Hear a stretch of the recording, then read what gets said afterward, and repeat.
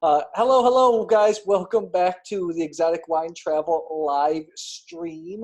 It's been a couple weeks since we did one of these, but I met somebody that was really inspiring. That's doing a lot of great work in the wine industry and producing, distributing wines I think that you need to know about. So we'll get to her in a second. This week, a lot of stuff going on. We actually have just launched our Patreon community. So you might want to check that out. We're going to have a lot of behind the scenes stuff. You get a chance to interact with us on a deeper level, and also keeps our YouTube channel, our website, everything alive. So check that out. I'll put that in the description box. But without further ado, I'm going to introduce somebody that I am very excited to talk to, and I'm going to tell you why. First of all, if you follow work, you know that I love Spanish wines. I cut my teeth in terms of some higher quality wine on Spanish wine. But since we've been doing this within the wine industry, we really haven't been back to Spain in a few years. And Spain is kind of a big hole in my professional wine knowledge for Europe. So luckily we have somebody there to fill that gap. This is Nicola Thornton. Did I pronounce that right? Good, well done. The co-founder, the owner of the Spanish Palate. Welcome to the show. Thanks for being on.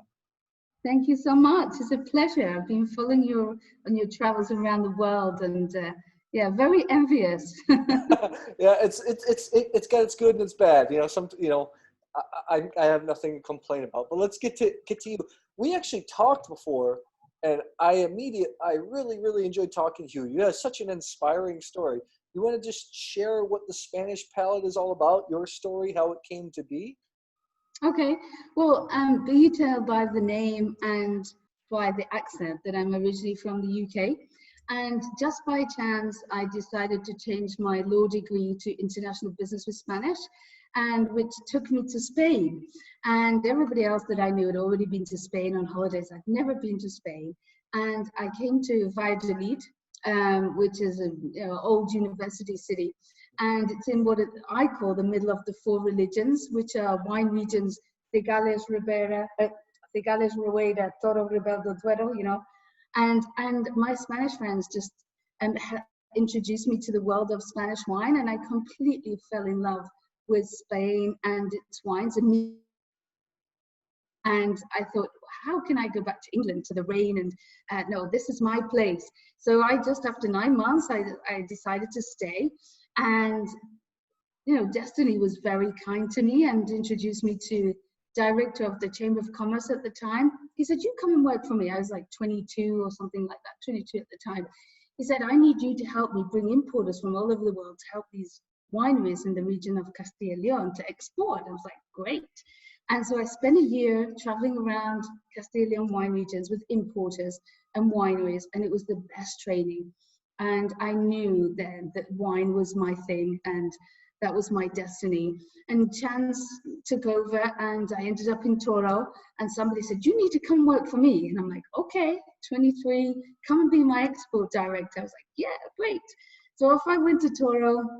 I arrived in Toro. It's a beautiful medieval little town in the middle of nowhere, basically, surrounded by some of the world's oldest vineyards and amazing architecture.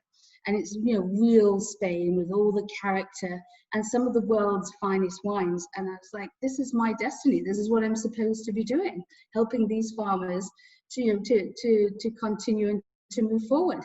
So I moved to Toro, and I was working for an old rundown co-op at the time, and they had virtually no sales. And together with a young team, we worked 7 days a week. It was like most of us, it was like our first job, and it was such a community spirit, the whole village pulling together, and we built up the winery, and it was great. And it's a co-op, and co-ops are, have their pros and cons. And so after 7 years, it was time for me to move on to one of the classic wineries in the region. Was there for 10 years. And then, when you come up to 40 and you have loads of ideas and, you still have lots of things to do, it was like my make or break moment. And I thought, I have all these farmer friends that I live next door to, these wonderful farmers. And I thought I have to do something so that these farmers can have a better future. And I had a load of amazing friends that were making small production fine wine, but they weren't exporting And I was like, I have to give these guys a hat. So in 2016, I threw caution to the winds and set up Spanish Palette. So we do a couple of things. We make our own wine from all these wonderful farmers that I adore. And then we look after the export department and more things as well for some of the finest wine producers in Spain. So lots of fun. Yeah, I was gonna say 22, 23. So that was like 3 years ago, maybe. Thank you. So guys, if you want to jump in with your comments, just jump through, just put them through, and we'll answer them as we go along, and we'll try to take some at the end. So before I get to Spanish Palette, here's one thing that came up right immediately when people knew that we were going to do this live stream. People ask all the time. They always say Toro will think of big, oaky, ripe wines, but that's kind of changing now, right? That's not that there is that wine, but it's changing as well, right? It's changing a lot, and I've been here for 23 years, and during that time, it's changed immensely. I mean, Toro in the Middle Ages, it was famous for being the best wine in Spain. Okay, so 14, 15, 1600s, it was the best wine in Spain because it was 16, 17, and 18% alcohol naturally, because we started the harvest on the 12th of October. And the reason for that is at that time, the only way to preserve wine was with alcohol. So if the higher the alcohol, the longer the wine would last. And, at that time, Rioja was considered sort of the cheap stuff. And so Toro had this glorious past. It was the first wine to leave Europe to get to the Americas, which is incredible. Christopher Columbus took wine with him from Toro. And we still have the original cellars that wine at that time was being shipped from Europe to the Americas. These cellars are still intact in Toro, about 60 meters underground. Wow. And intact. It's amazing. So Toro has like this all underground system of medieval cellars that are perfectly intact. And so the times have moved on, and Toro didn't move on with the times. So it was almost died out almost until sort of 1980s. It was completely on its feet, almost in ruin, the whole region. And then it began to change during the 90s, late 1990s. Some of the top producers from Bordeaux, from Rioja, from Ribera del Duero, everybody came, Bega Sicilia, all the top names, they came to Toro. And there was this whole revolution. And the alcohol levels, we're still sort of 14.5, somewhere up there. And now we're in the next stage of Toro. But really, because we're on a high flat plateau, it's really hot. And the sugar levels go really high really quickly. Yeah. So if you pick at low alcohol levels, then you're not getting full ripe, the polyphenols are not ripe. So you can't have Toro without the alcohol, but you can have Toro without the feeling of heavy, rustic, heavier wines. And that's what we kind of do as well. Oh, that's great. Let's taste the first wine, and then we'll carry on with more with our conversation. Let's taste the wine, because you do also, just to be clear to the audience, you distribute and you manage exports of some personal cellars of small family wineries, but you also have a project where some of the wines we're going to taste together here, where you're working with cooperatives, small farmers, and creating like a Spanish Palette brand, right? Yeah, it's basically sort of a one-stop shop for the world for everything that's going on in Spain. And it's not just Toro. So let's first taste the Rueda. You talk about this while I open it, because I haven't opened it yet. So you go ahead and you talk about. I already opened mine. This must be Verdeo, or is it a blend? Does it have Sauvignon Blanc in it as well, or is it 100% Verdeo? Well, this is Botas de Barro 2019, and in 2019 it was a super harvest in Rueda. 2018 was a bumper vintage, so the Verdejo lacked a bit of character and power. So in the 2018, we added a little bit of Sauvignon. Okay. But with the Verdejo 2019, no need for the Sauvignon Blanc. So it's 100% Sauvignon Blanc. And here we work with a small co-op in La Seca, which is right in the center. Yeah, I think, for these kind of fresh kind of wines, and it's really good. And also the cork, you can turn it round, and if you don't drink the whole bottle, you can put it back in the fridge. Yeah, that You is. twist it round, and you get it back in the bottle. It's a perfect little stopper. You know what? You know what is so funny? The reason that when we first had our conversation, why I was drawn by your enthusiasm. Also, the fact that you're working with cooperatives. I always push people. If you produce, if you're supporting small producers, you really should be supporting cooperatives because these are the real little guys. My dad's a grain farmer. We took our grains to the co-op. Obviously, not making wine or alcohol, but they're really important in communities. They're extremely important. I think the idea of a cooperative is perfect. You get all of the small farmers all pulling their resources together to defend a dignified way to live and not being exposed to the fluctuations of the price of their crop. Yeah. And numbers in power and all that kind of thing. Power in numbers. I can't even speak English anymore. I've been here that long. Well, the only thing is you have to have great management. That's a lot of that's the downfall of a lot of cooperatives, unfortunately.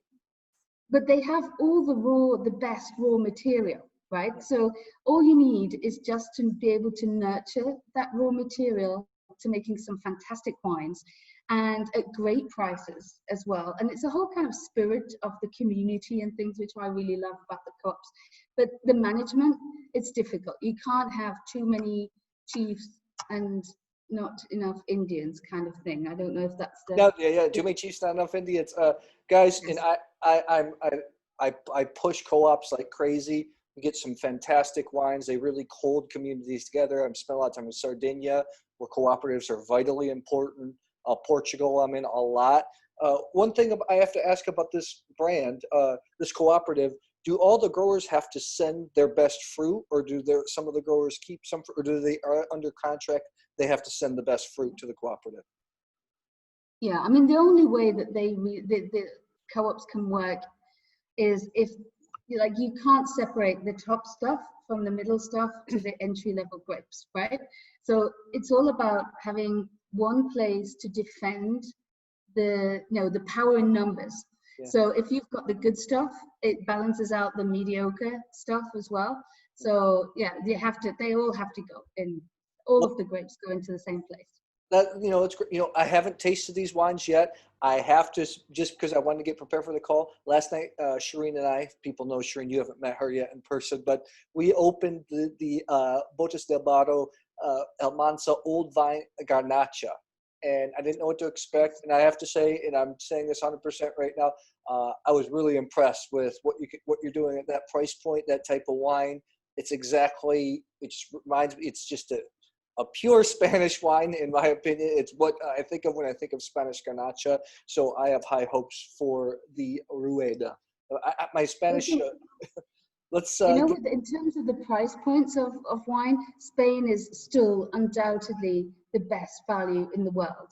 If you pay $20 for a wine from any other country, you'd pay $10 from Spain.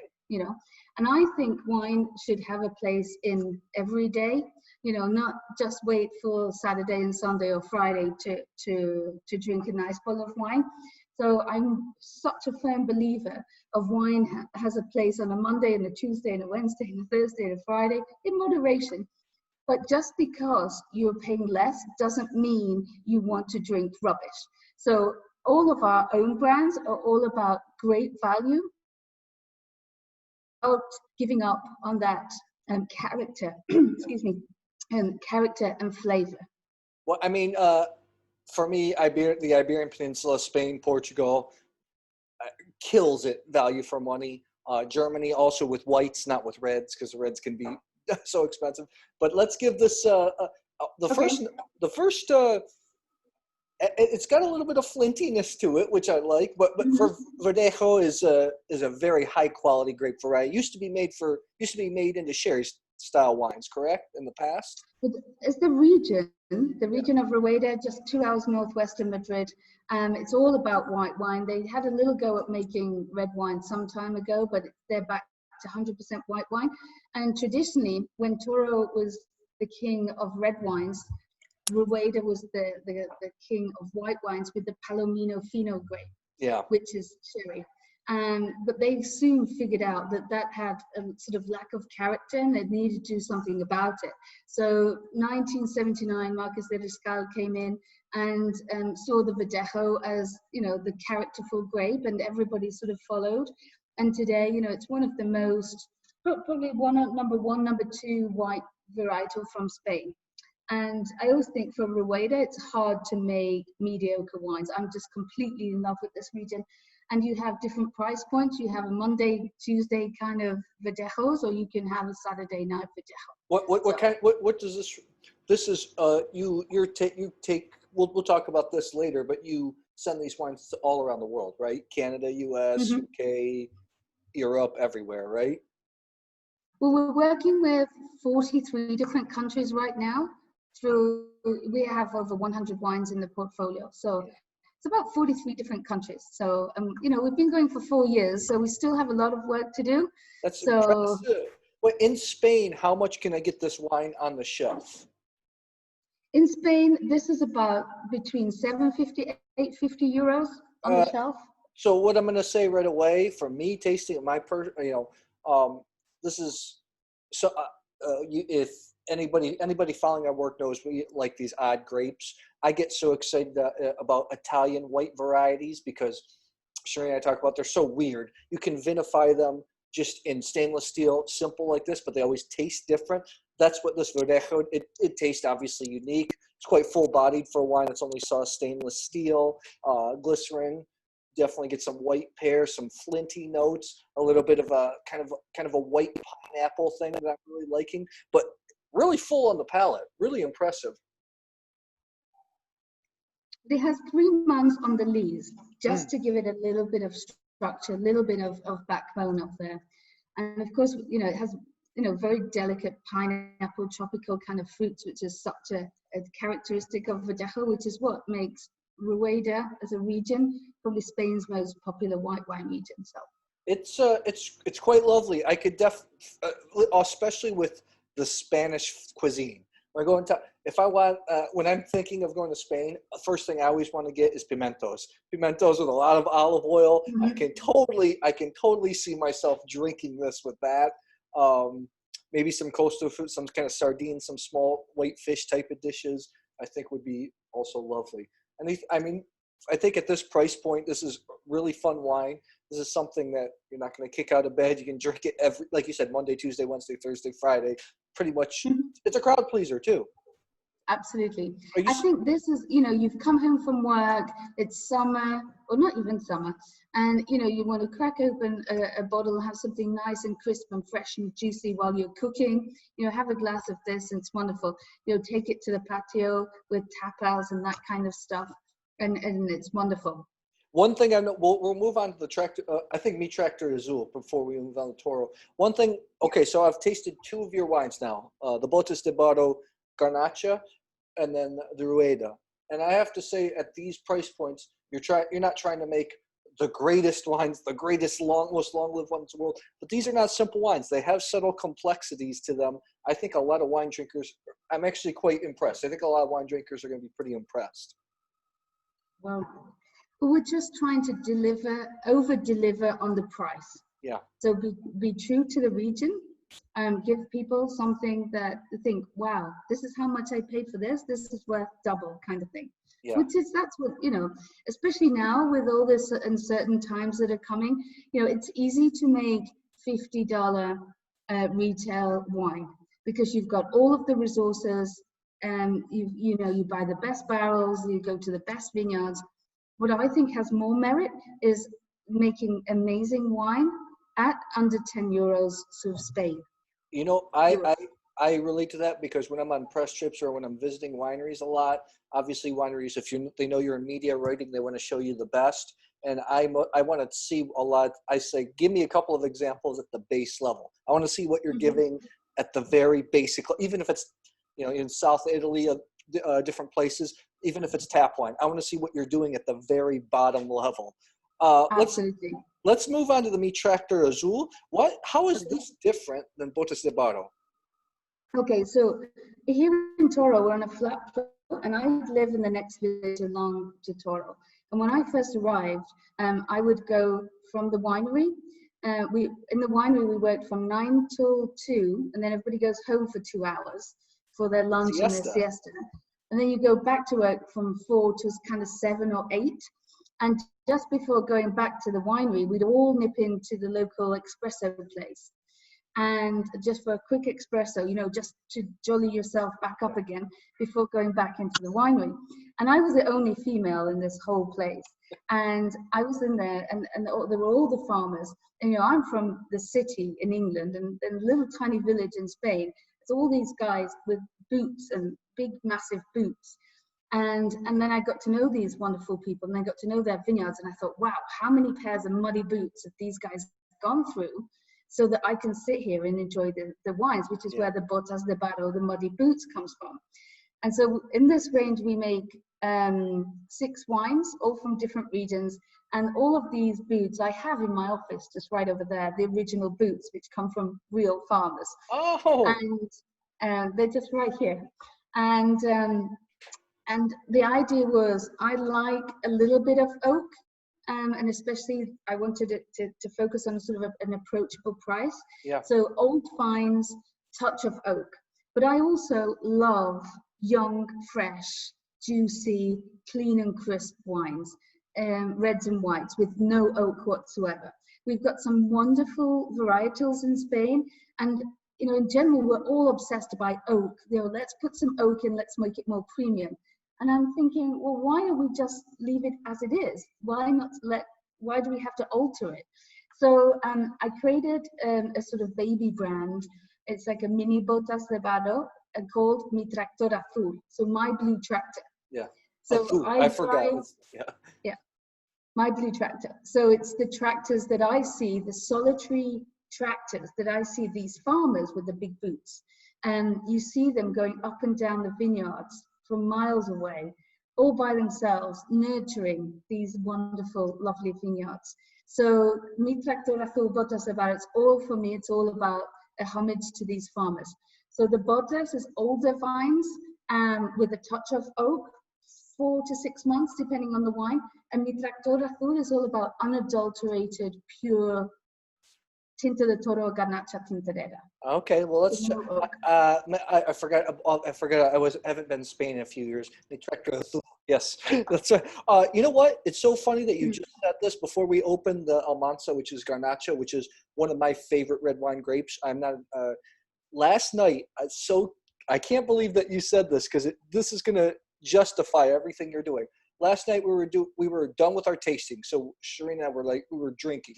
We weren't getting, we were drinking, enjoying with food, and we were finishing up a few Chateauneuf de Pops that we had to taste, because we're working on a couple articles, some pretty serious wines. And then Shireen said, I want to open something that's, I want to sip on something now that's, fruity, has a little bit of complexity, just fun to drink and I don't have to think much about. And we opened the Botas de Barro Almansa. And it's so funny. With the first taste, she's like, "Oh, this is exactly what I wanted to drink. This is exactly what I wanted to drink." Right. So did you put a little bit of a chill on it? Yes, I did. I chilled, and I wrote about it and wrote in my notes that it tastes really good chilled. It was really nice. I kept it today too. Let's taste the unoaked. This is Mi Tractor Azul Almansa. This is 100% Grenache. But it's Garnacha Tintorera. Tintorera, yes. So not the standard Garnacha that we're used to seeing all around Spain and southern France. So it's a hybrid that somebody wanted to create a varietal with thicker skins that give amazing color, so that they could sell it in bulk to beef up the color of southern France, right?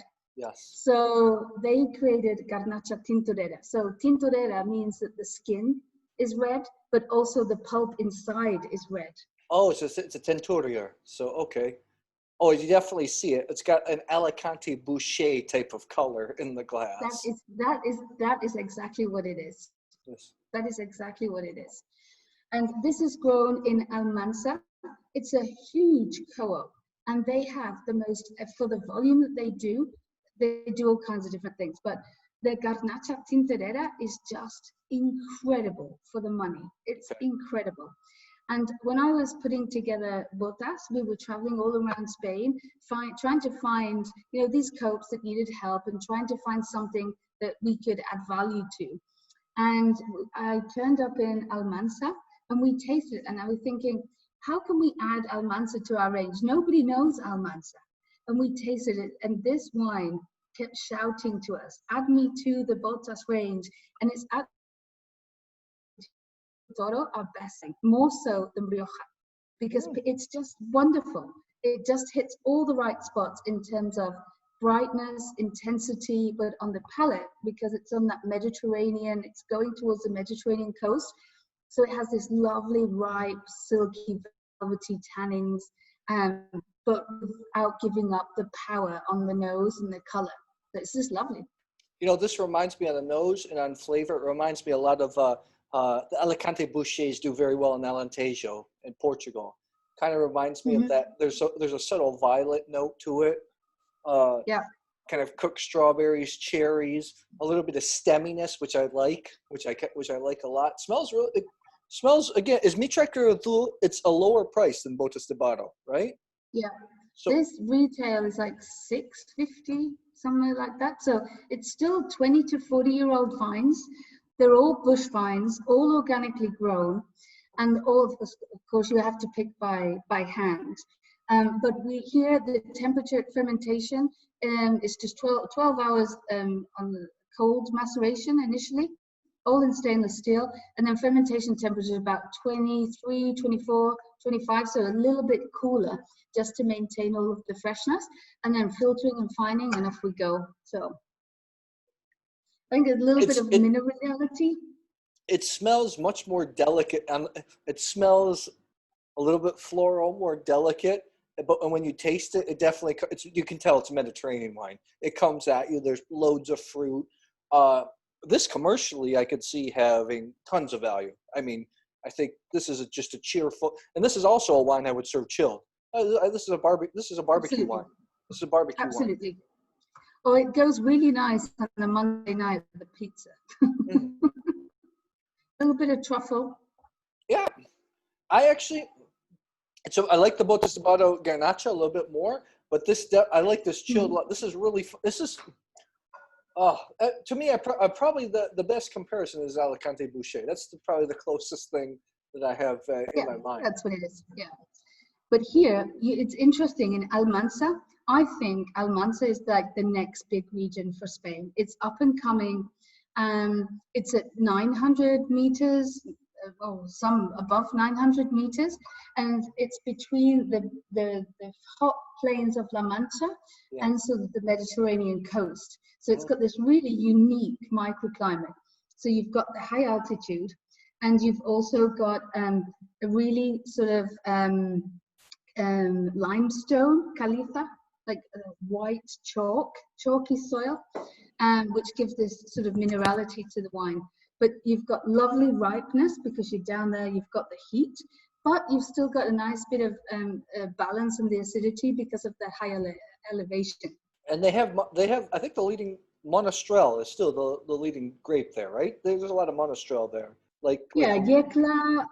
There's a whole bunch of regions. There's like 4 or 5 different regions all together. So Alicante, Yecla, Jumilla, Almansa. Certainly Jumilla is all about Monastrell. And also Almansa, but people in Almansa have realized what they have with their Garnacha Tintorera is their sort of signature grape, and that's perfect.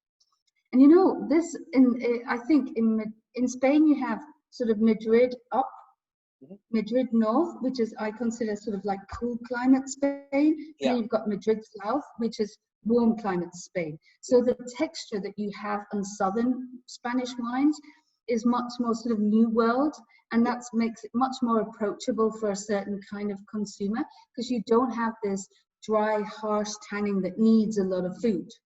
Well, I already can I mean, I don't know if you're successful. I'm guessing in North America, North Europe as well, like Scandinavia type would probably like this wine. Big, round, fruity, quite lush. I think, I mean, what are you selling this the most at?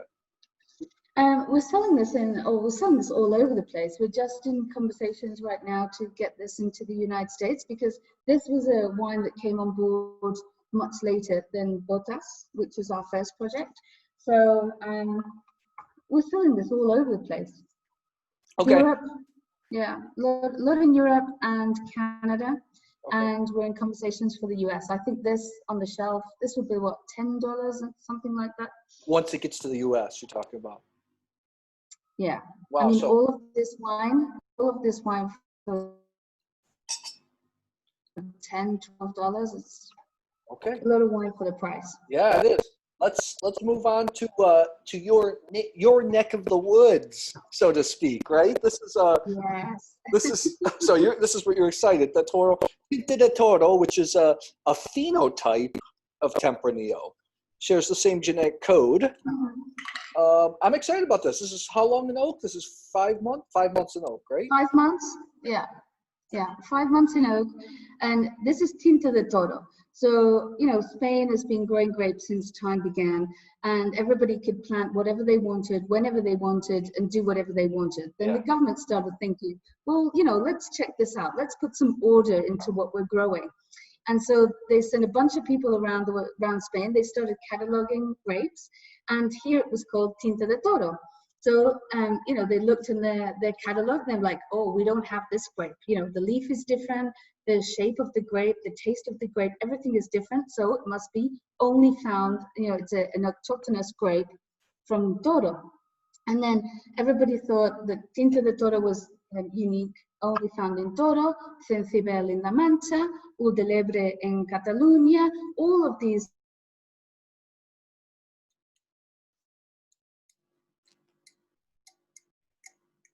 Oh, sorry, a connection. Sorry, everyone, our connection. Different names. You have about 16 different names, different grapes, and it turns out that they're all Tempranillo. So 16 different names for Tempranillo. I mean, it happens all like same in Italy for Sangiovese. Why do you think the grape is so unique in Toro? That's what somebody wants to know. Okay, well, the grapes and vines are like people. We adapt to our place, right? We adapt to our environment. So here in Toro, it's boiling hot in the summer. It's one of the driest regions in Spain. It's like growing grapes in the desert. We only have like 350 milliliters of rain. Like London gets that in an afternoon. Yeah. Right? We could go for months with zero rain. So we have really harsh conditions in the winter. It's really, really cold. It's like -5, -7 degrees centigrade, really hot in the summer and no rain. So we have, extreme conditions for growing grapes, which leads to extreme adaptation. So we have a much smaller berry, much thicker skins. So we have more skin to pulp, so we get more color, more flavor. It's like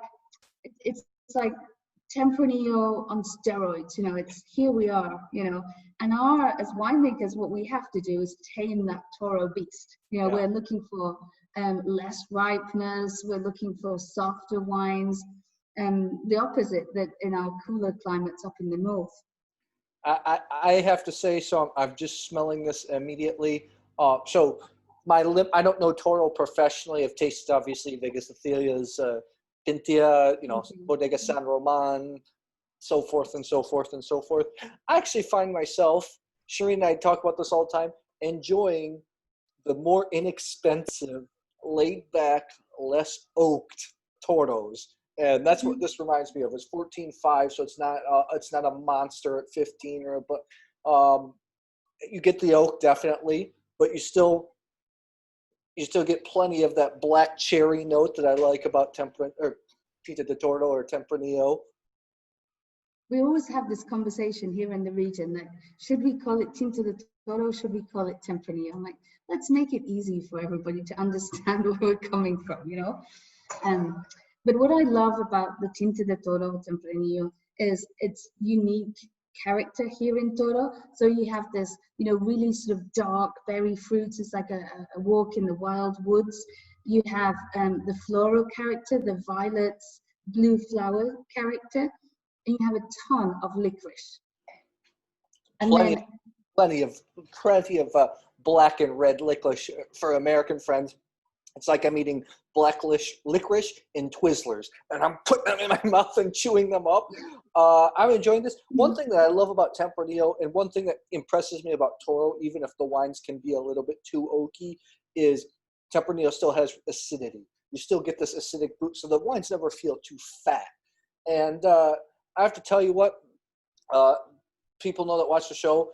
I'm not a big oak wine guy. Shireen likes those wines with higher structure. But I have to say, when you have these big, high-structured wines, there's a reason in America that Napa Cabs go well at steakhouses. I think Toros go great at steakhouses. Big Ribera de Dueros go great at steakhouses. When you have grease, when you have grease, meat on your palate, olive oil, it really soaks it up and it brings the wood down, but the Tempranillo fruit still comes out.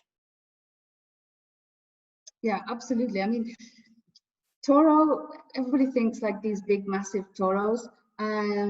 We have our palate conditioned to Toro. So for us, this is quite soft and easy. But my goal with both of these wines, well, with Mi Tractor, we always make a Toro version too. And then with Botas, is make Toro approachable, because Toro can be approachable. I bet you if you have a Toro house palate, a casa palate de casa, this is almost like rosé or Pinot Noir. I'm just joking. But it's definitely a more approachable red. It's a red that's appealing to my palate quite a bit. Not super highly structured. You're not going to get tons of tannin, astringency. It's just juicy. It's fun to drink. I would love to have this with pizza. I'd love to have this with a pizza. Even at times pastas, anything with tomato sauce. I think this is going to do wonderful. Absolutely. A little bit of arrabbiata or something like that is beautiful. Yeah. A little bit of Spanish cheese.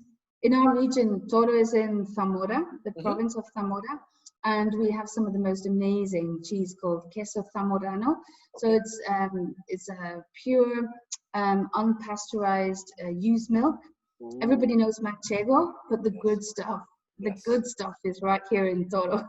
I mean, it's so funny when I'm in Spain, because Spain actually has more named cheeses than France, if I'm correct. That's somebody told me once. I don't know. I think getting up there.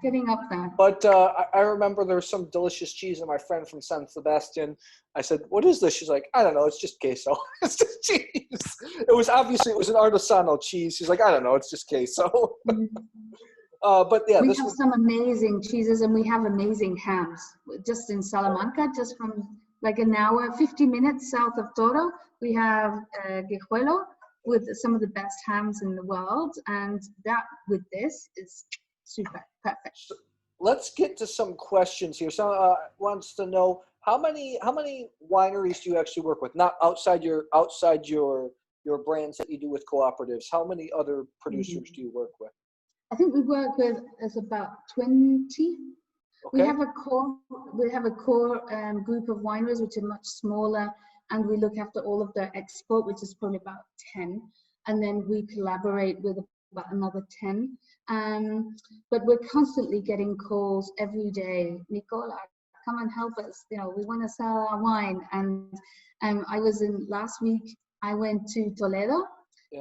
This guy threw me up out of the blue in confinement and said, "Look, I've taken over the family vineyards, and these were planted by my great-grandfather. Everybody else in the region has abandoned their grapes, and I want to revive this whole project." And he has Aiden, a white varietal in La Mancha that was for the cheap and cheerful stuff. Yeah. But he has an Aiden vineyard from 1936. And he has 2 vintages of this, and we went to taste with him, and he was so convinced that he could make some great stuff from this 1960 Centibel and this 1936 Aiden. And I went to taste them last week, and I'm like, I have to help these guys. They're making great stuff. So I'm already talking to China about them. So all of those kind of little projects. He has like 15,000 bottles total production. Okay. So we have a lot of those things, new things that are coming on. I have a couple other questions here. How many regions do you actually work with? I think it's 21 right now, 21 regions. Wow. The 79, no, 69 DOs in Spain, plus all the Vino de la Tierra and other sort of non-DO regions, Yeah. 69. We work with 21 of those. Okay, we have another question. Do you work with any producers that are doing natural wines? I had a call actually today. The thing about natural wines is, you know, if we're spending all of the time and effort and money in trying to find a customer, an importer in the other side of the world, Yeah. and when we ship them the wine, we lose control over that. You know, the containers are passing over really hot regions, and I'm sort of holding off on that a little bit because I think natural wine should be consumed locally. Yeah. Maybe. No, that's a good philosophy. I know a couple producers that feel natural producers. I don't necessarily love that term, but let's just say natural producers say that they feel like to be a true natural wine, it has to be consumed locally as well. I have another question here. So, are you doing anything in the more famous regions like any sherries? I know you do Ribera del Duero, Rioja. Yeah, we do. We have Priorat and Rioja and Ribera del Duero. I don't have a sherry. It's one of the things we have to do.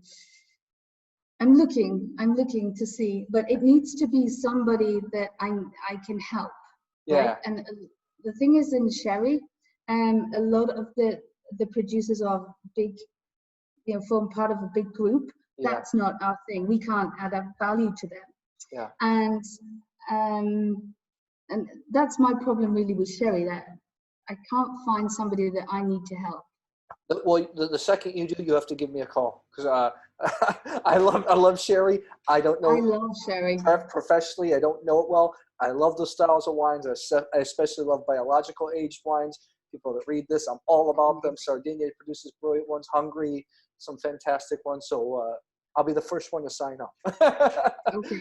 Well, guys, I love a good amontillado. Yes. You know, lovely stuff. And even the sweet stuff. Give me whatever. It doesn't matter. So, guys, it's going to be cool. We're actually going to be doing another call with Nicola coming up soon with a more premium producer in Toro, Coro Duero. I actually got the wines today. I just got them this morning. So I'm looking forward to that. So thank you. So, is there anything you want to kind of share about the Spanish palate before we sign off? Well, I think, you know, during this confinement, I think the world is obviously changing. Of course, it's going to change in all different aspects. And I think, you know, there's a move towards sort of shortening the gap between producer and consumer. And I think that's especially in Europe, right, where it's easy to ship across, you know, it's difficult with the US and Canada, of course, but so we set up, you know, I'm trying to figure this out of how to get wines to consumers, because a lot of the time we have amazing wines and it's difficult to get them into the market because the importers are so saturated and they want the easy to sell stuff. So the more premium, quirky, interesting stuff gets left back in Spain. So I'm trying to work out how we can do sort of direct to consumer kind of stuff for the more quirky, interesting wines. And we're in Toro, and we would so love to receive you and share all of our underground cellars and the world's oldest vineyards, and we have yoga going on in the vineyard and all of this. So if anybody wants to come and visit us, we would so love to have you here in Toro. Oh, that's great. I mean, I appreciate what you're doing. I think Spain, we have to understand Spain's the #1 in the world in terms of vineyard area. There's so many gems there. There's only press really about Rioja, Sherry, Priorat. Okay, now a little bit about in Galicia. Some of the regions there are starting to get hot, but there's so much there in Spain. So thank you for your time and sharing some of these interesting wines and grapes. And really, I'm actually really impressed what you're doing at these kind of price points. These types of, there's a lot. People that are spending this money are drinking a lot of crap. for in my point of view, this is actually stuff that I think Yeah. people should be seeking out, should be drinking. So thank you. Drink to that. Cheers. Yes, cheers. Cheers, guys. Cheers. Cheers. If you're watching on Facebook, leave us some comments about what Nicola and I will try to answer as many comments as we can. I'm going to upload this to YouTube later, so if you're watching on this on YouTube, please subscribe to our YouTube channel, Exotic Wine Trail. Click the bell so you know when new videos come out. And we will see you. Nicola will be on another call. I'll announce it soon. And I'll see you at the next episode. Thank you so much. Okay, hold on one sec.